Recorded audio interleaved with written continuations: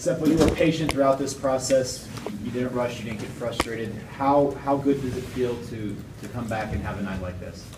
It feels great to just be able to come out here and play the game that I love with these teammates that I've been with for 4 years now. It's been through the good and the bad, and just be able to kind of come full circle, because the first time that my class played, we kind of got destroyed by them. And so on the senior year to kind of finally beat these guys and put a good win on the board is great.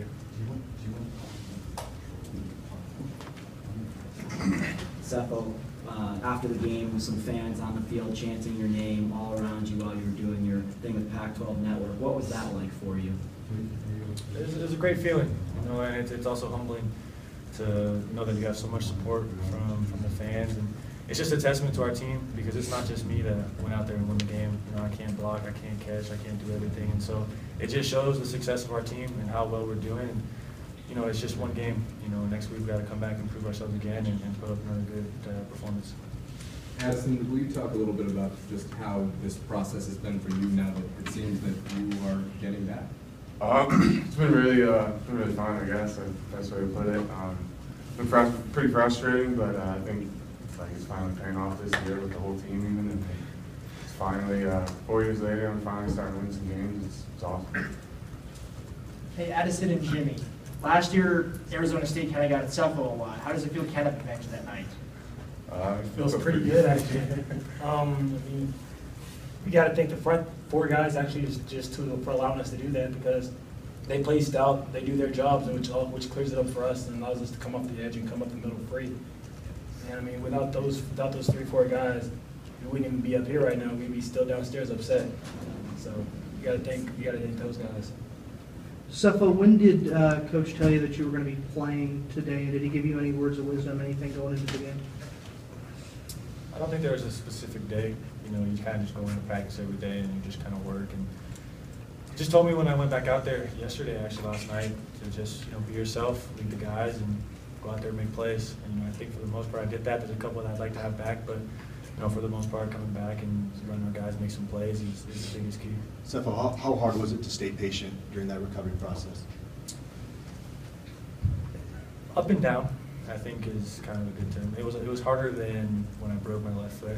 It's just the fact that it's during the season, and you never know with kind of all the injuries that kind of happened to my right side when you don't know how long it's going to be. And so it was tough and frustrating, but I knew there were people capable, and I knew that our team was a lot better than in years past, that we could still handle business and still put wins on the board. Addison and Jimmie, kind of same question. Addison, you had some really big hits, big plays. How does that motivate the defense? And the same thing with you, Jimmie. You had some tremendous plays. How does that fire everybody else up? I think just gets everybody excited, and when our defense is playing excited and we're having fun, I think we definitely play our best. We're not really playing with worries or anything. And I think that's just the biggest thing that comes from it is we get big hits, the whole defense now lights up and gets more energy. Sefo, Coach had mentioned this is a breakthrough win. Have you kind of let that sink in? Is it maybe a breakthrough win and put you in the next level and you kind of continue on this momentum right now? I definitely think it's a good momentum win, but kind of like I said earlier, is that you got to go out there each week and improve yourselves. The win that we have tonight has no effect on next week in terms of points or yards or anything, and so we can enjoy the win tonight, but I think that when it comes to Monday, it's time to lock it back in and go out there and prove ourselves again, everybody. Jimmie, knowing that they were putting a guy out there, starting quarterback, who was a little bit hobbled, did you guys sense that you had a better opportunity to capitalize on with the pass rush and was one that you needed to get after? Yes and no. The first thing we always worry about is the run. And so no matter if the quarterback's healthy or not, we have to stop the run, because if we don't do that, then we're kind of left unbalanced. So when we stop the run, that really allows us to really just focus on the pass rush. And when we focus on the pass rush, things just becomes a lot easier, because there's no worries, just having fun playing the game you love.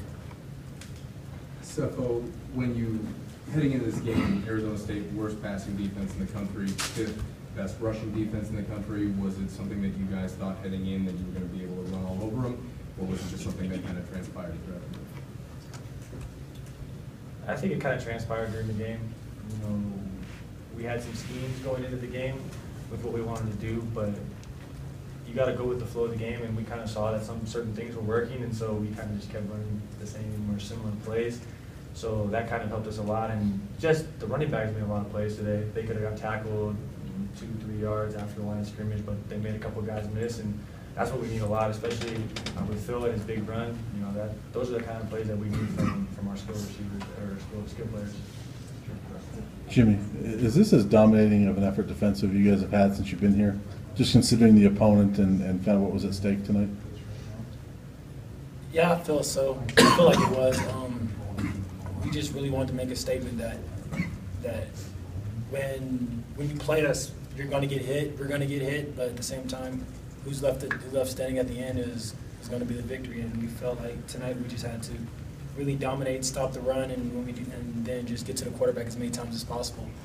And that we had guys like Addison just coming free and just laying big hits, which makes them hesitate to have the quarterback in the backfield unprotected.